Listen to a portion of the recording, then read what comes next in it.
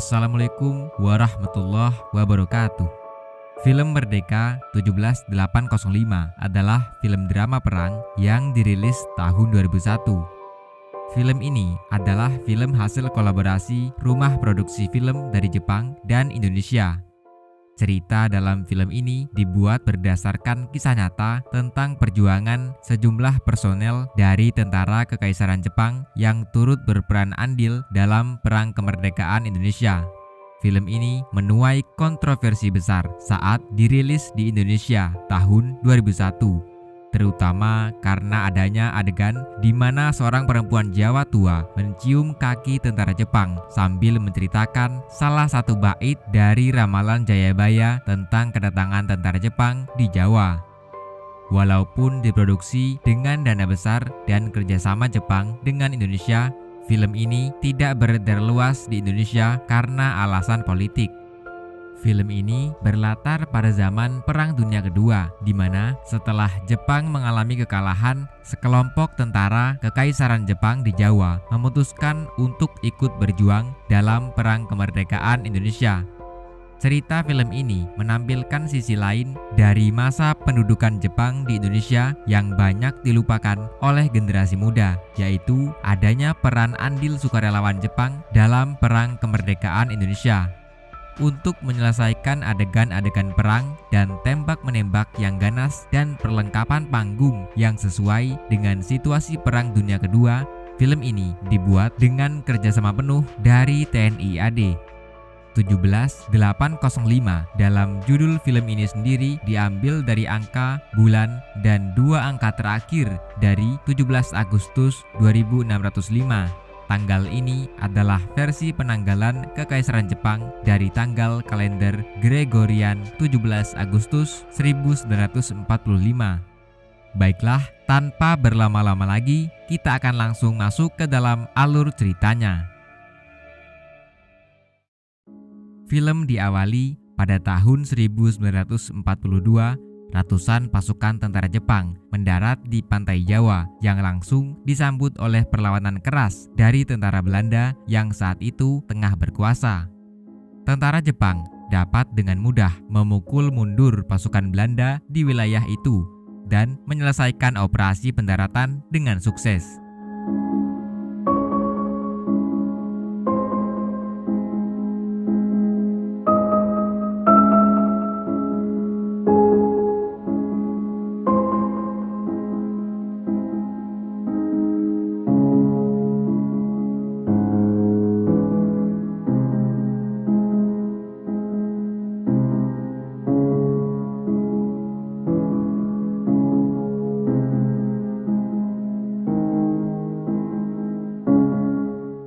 Keesokan harinya, pasukan tentara Jepang yang dipimpin oleh Letnan Takeo Shimazaki bergerak menyusuri perumahan warga di daerah sekitar.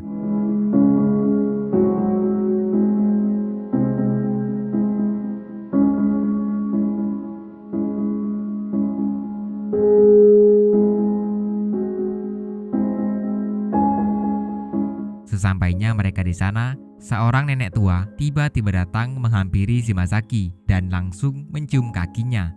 Sontak Shimazaki terkejut. Nenek tua itu kemudian menceritakan salah satu bait yang ada dalam ramalan Jayabaya tentang kedatangan orang-orang berkulit kuning dari timur yang akan membebaskan penderitaan orang-orang Jawa dari orang-orang berkulit putih atau Eropa. Mendengar cerita dari nenek itu, Shimazaki langsung bersimpati kepada penduduk desa setempat. Dia berjanji akan membebaskan penduduk di Pulau Jawa dari penjajahan dan penderitaan seperti yang telah diramalkan. Adegan berpindah ke sebuah markas Jepang di Jawa untuk mencegah perang besar yang akan memakan korban di kedua belah pihak. Kapten Kataoka menyarankan kepada Shimazaki untuk menyusup ke Benteng Bandung yang menjadi markas besar terakhir Belanda sekaligus markas gabungan tentara blok sekutu antara Inggris, Amerika Serikat, dan Australia untuk merekomendasikan penyerahan tanpa syarat mereka kepada tentara Kekaisaran Jepang. Meski sempat ragu, Shimazaki akhirnya menerima misi berbahaya dari sang kapten.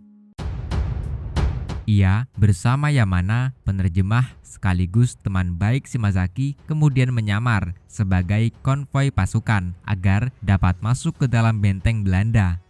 Setelah melewati penjagaan dan pengepungan dari tentara Belanda, Shimazaki akhirnya berhasil bertemu dengan pimpinan pasukan tentara Hindia Belanda, yakni Letnan Jenderal Ter Porten.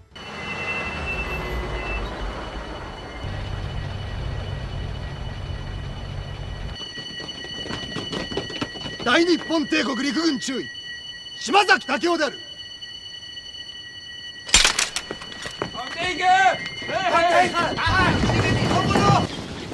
日本陸軍軍島崎中尉司令官テレポーテン中将に I've come to meet the commander, Lieutenant General Terporten.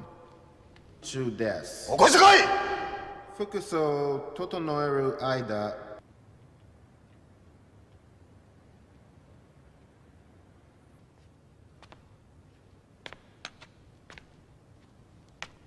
General Terporten, I will be an honorable decision.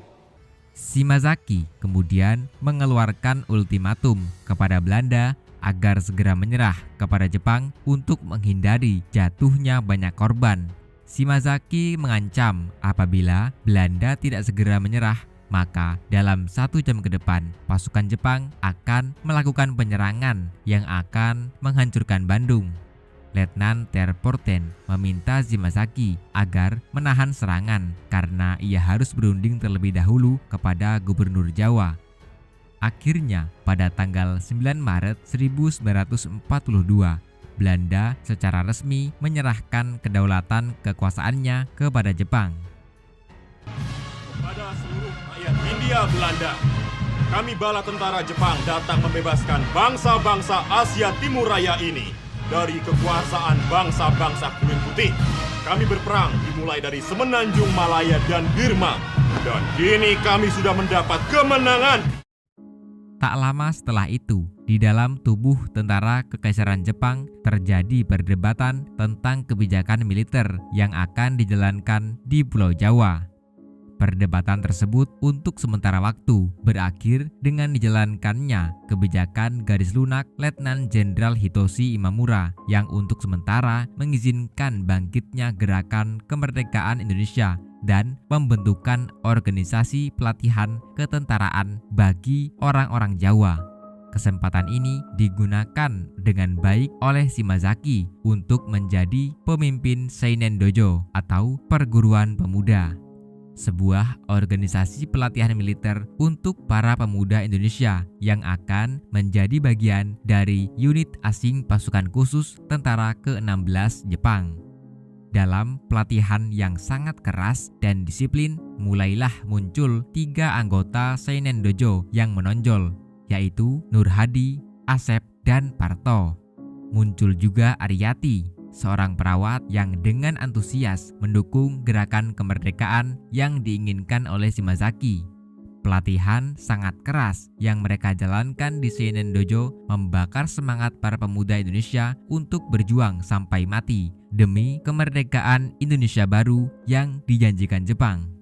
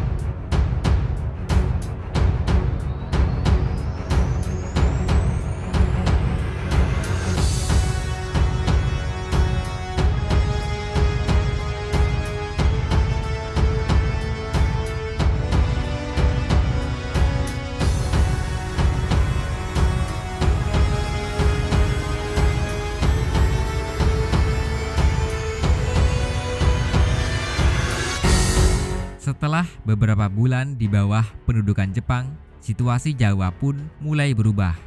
Mulai terjadi konflik-konflik antara masyarakat Jawa dengan tentara Jepang, seperti yang dialami oleh Parto.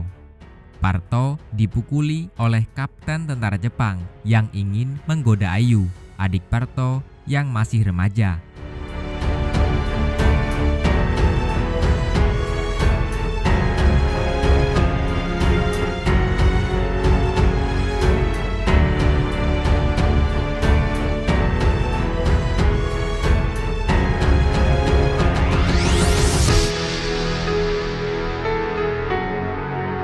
Hal ini membuat Nur Hadi marah dan melampiaskan kemarahannya pada kapten Jepang tersebut dengan menghajarnya.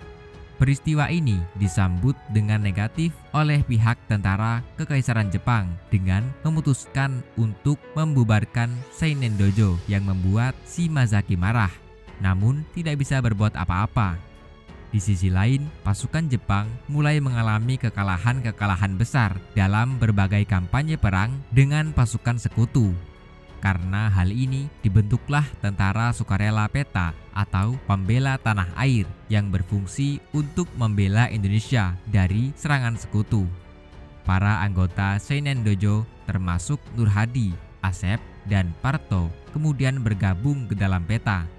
Namun, nasib Peta tidak bertahan lama, karena setelah pembentukannya, tidak lama kemudian Jepang mengalami kekalahan dan menyerah tanpa syarat kepada tentara sekutu. Shimazaki yang merasa berhutang janji untuk membantu kemerdekaan Indonesia berusaha mempertahankan Peta.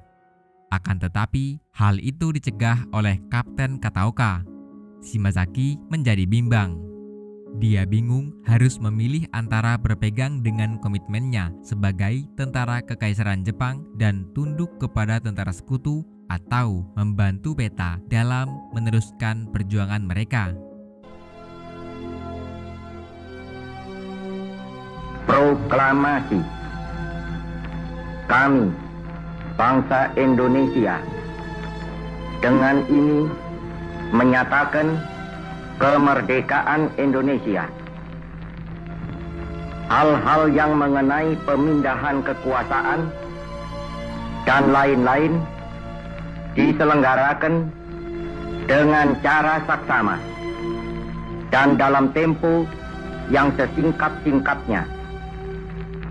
Jakarta, 17 Agustus 1945, atas nama bangsa Indonesia, Soekarno Hatta.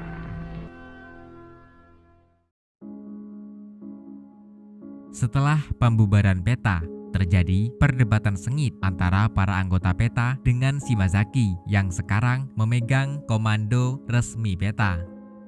Para Daidan Peta yang diwakili Nur Hadi, Parto, dan Asep menginginkan supaya persenjataan pasukan Jepang yang telah menyerah diserahkan kepada Peta sebagai tentara Indonesia yang baru untuk digunakan dalam perang melawan tentara sekutu yang datang diboncengi tentara kerajaan Belanda untuk menegakkan kembali kekuasaan Belanda di Indonesia. Permintaan ini ditolak oleh Shimazaki yang ingin berpegang pada komitmennya sebagai tentara Kekaisaran Jepang. Karena dalam kapitulasinya, tentara Jepang selain diperintahkan oleh tentara sekutu untuk membubarkan semua milisi di Indonesia, juga diperintahkan untuk melucuti semua persenjataan mereka dan menyerahkan semuanya kepada tentara sekutu. Kekecewaan Parto, Asep, dan Nur Hadi berujung pada bubarnya anggota Peta untuk membentuk milisi gerilya yang hanya bersenjatakan bambu runcing dan senjata seadanya. Kedatangan tentara sekutu pun mengakibatkan jatuhnya banyak korban di pihak mereka.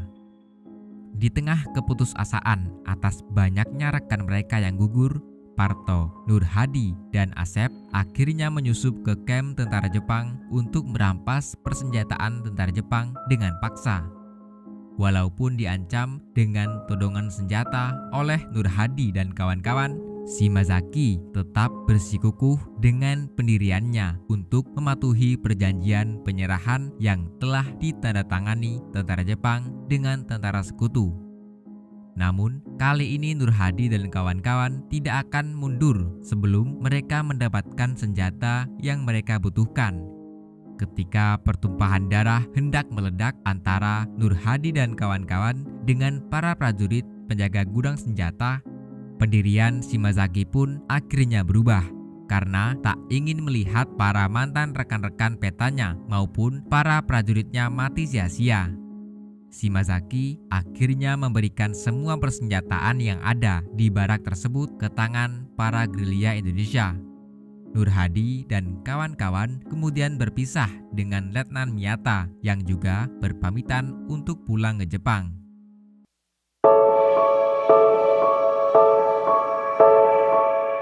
Shimazaki kemudian ditangkap oleh tentara sekutu, diinterogasi dan disiksa oleh seorang perwira investigasi Belanda yang kejam karena telah mempersenjatai gerilya Indonesia dan melanggar perjanjian kapitulasi Jepang yang telah disetujui dengan sekutu.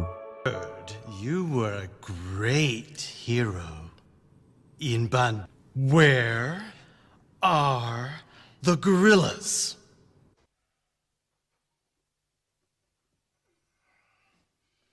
Dun.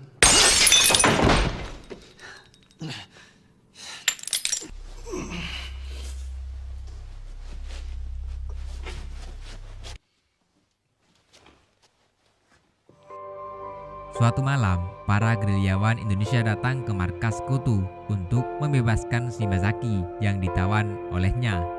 Dalam pertempuran itu, Shimazaki berhasil dibebaskan. Akan tetapi, hal ini harus dibayar mahal oleh pejuang gerilya Indonesia dengan gugurnya banyak personel gerilyawan, termasuk Parto.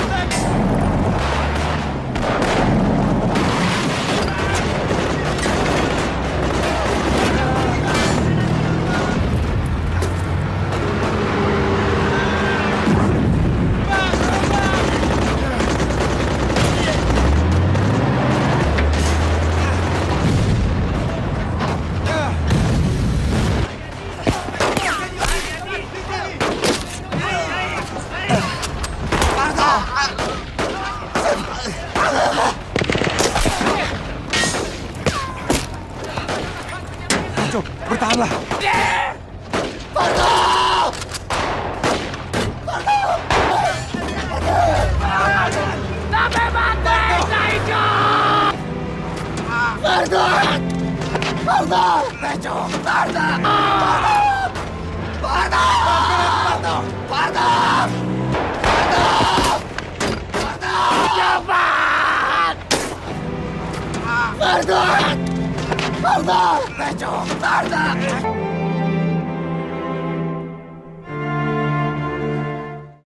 Pengorbanan Parto dan para pejuang untuk membebaskan Shimazaki ini membuat Shimazaki sadar bahwa pilihan hidupnya sebenarnya telah dia putuskan ketika dahulu mendengar ramalan dari sang nenek tua, yaitu untuk ikut berjuang bersama para pemuda gerilya Indonesia untuk kemerdekaan Indonesia.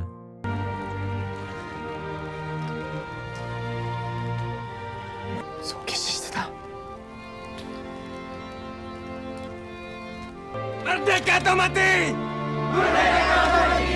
Film dilanjutkan dengan kisah Letnan Miyata yang semestinya akan pulang ke istri dan putrinya di Jepang.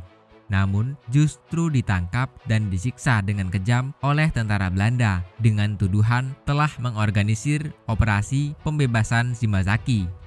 Setelah disiksa berhari-hari, dia akhirnya menyerah dan mengakui tuduhan-tuduhan bohong yang dituduhkan kepadanya, sambil memprotes tindakan dari tentara Belanda yang lebih kejam dari tentara Jepang karena telah menjajah dan membunuh selama lebih dari 350 tahun di Indonesia. Kisahnya berakhir di tiang eksekusi regu tembak setelah menuliskan pesan terakhirnya bahwa dia bahagia Indonesia merdeka di dinding sel tahanannya.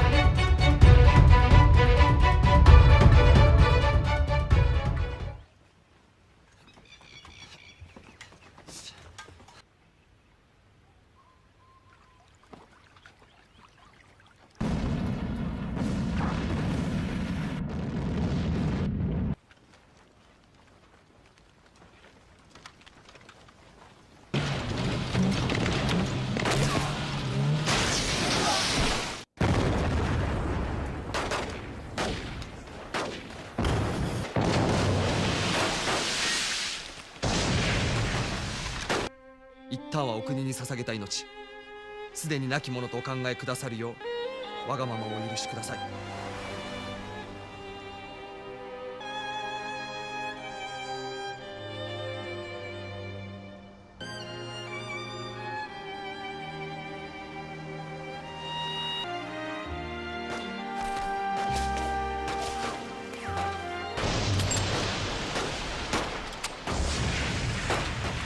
母上に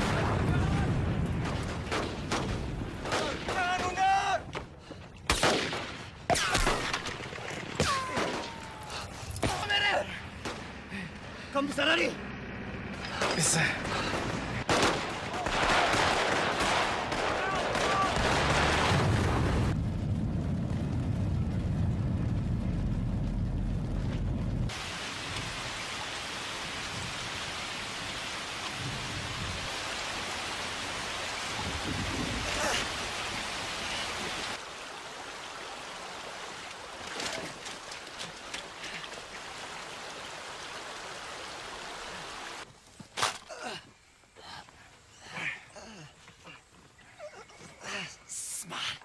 Di sisi lain, Shimazaki yang telah memutuskan untuk tidak kembali ke ibunya di Jepang terbaring lemah karena terserang penyakit malaria. Dia terbangun dengan dijaga oleh Ariati di sebuah persembunyian tentara gerilya Indonesia. Dia dipertemukan kembali dengan rekan-rekan tentaranya yang membawa kabar sedih tentang kematian Letnan Miyata dalam tahanan Belanda. Berita ini semakin membulatkan tekadnya untuk memenuhi janjinya dalam berjuang merebut kemerdekaan Indonesia.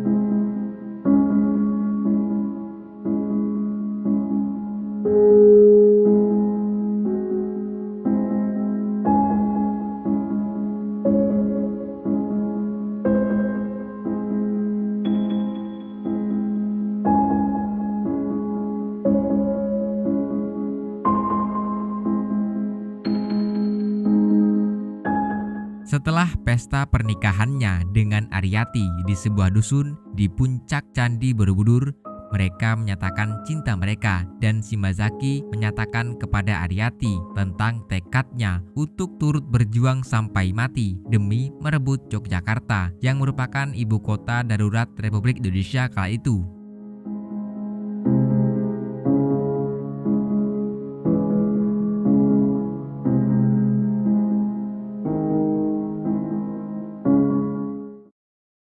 Film memuncak dengan dimulainya pertempuran berdarah di Yogyakarta, di mana seluruh pasukan Republik Indonesia dan pejuang gerilya yang dipimpin oleh Nur Hadi dan Shimazaki turun ke medan perang Yogyakarta dari tentara Belanda. Serangan tersebut dibalas oleh pihak Belanda dengan mengerahkan pasukan Knil yang terdiri dari banyak orang pribumi sendiri dan menggunakan persenjataan yang lebih unggul.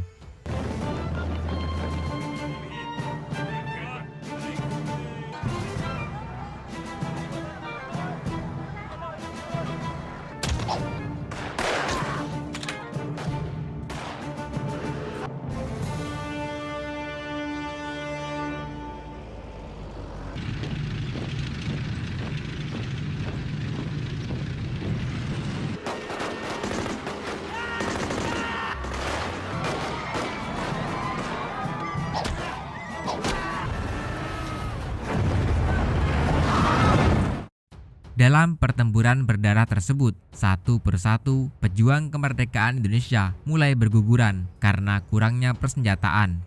Dimulai dengan Kawamura yang gugur tertembak ketika mengibarkan bendera merah putih di truk konvoi pejuang kemerdekaan yang memasuki Yogyakarta.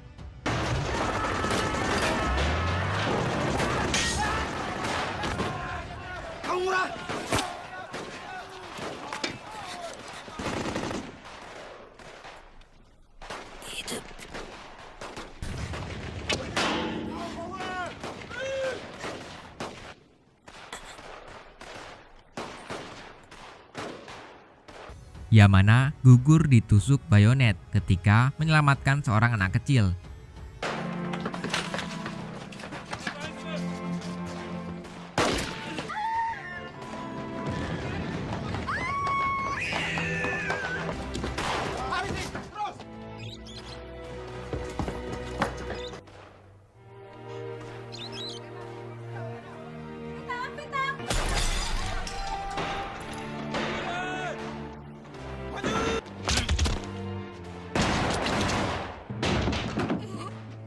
Prajurit Oikawa dan Kopral Abe tewas bersama di dalam persembunyian yang terkepung pasukan Knil.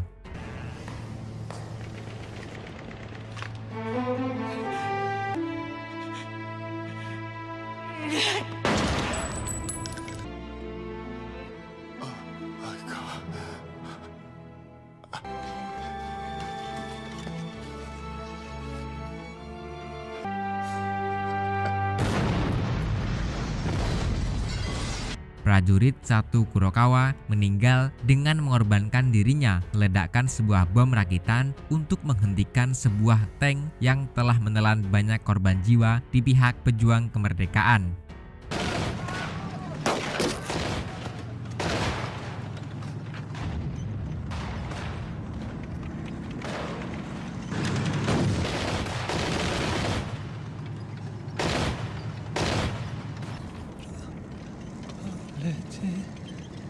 Aki Kamushi.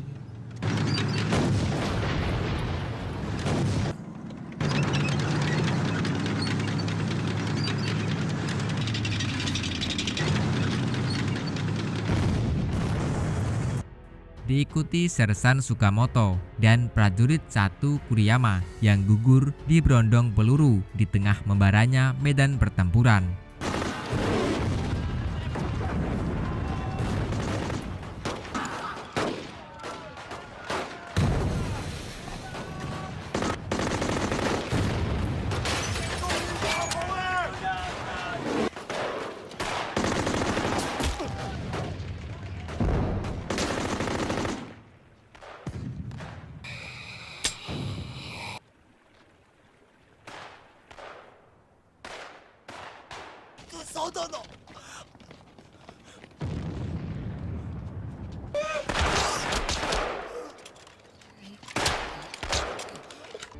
Adegan perang besar ini diakhiri dengan pekik merdeka atau mati dari Asep yang gugur mengibarkan bendera merah putih di tengah medan tempur yang dipenuhi ledakan artileri. Pengorbanan Asep yang patriotik tersebut membakar semangat Shimazaki dan Nur Hadi yang kemudian turut maju memimpin pasukan gerilya untuk mengakhiri perang berdarah tersebut bersama dengan banyak pejuang kemerdekaan yang lain.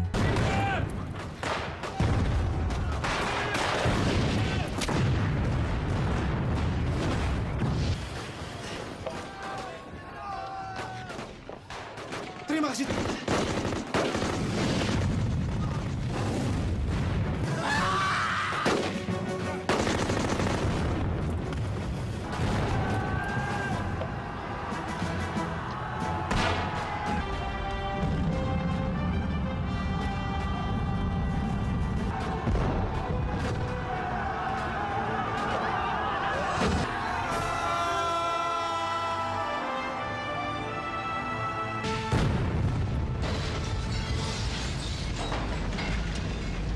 Akhirnya, setelah mencapai kemenangan, Nur Hadi dan Shimazaki merenungkan perjuangan yang mereka dan rekan-rekan mereka telah lalui, mengenang pengorbanan teman-teman mereka yang telah gugur demi kemerdekaan Indonesia.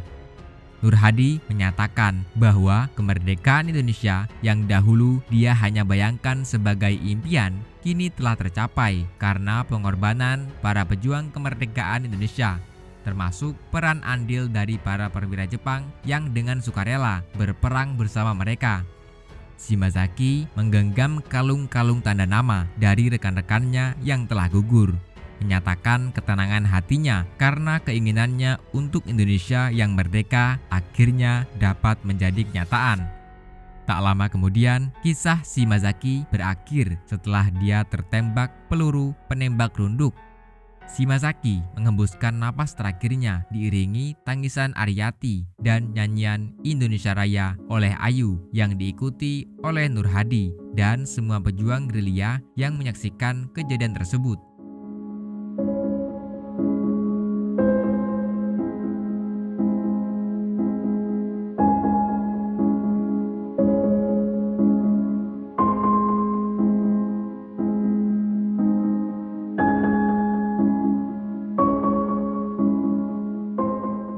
Kembali ke masa sekarang, di Taman Makam Pahlawan Kalibata di Jakarta, Putri Letnan Miyata menaruh karangan bunga di makam Shimazaki dan Miyata, didampingi oleh Ariyati dan Nur Hadi yang kini telah berada di usia senja.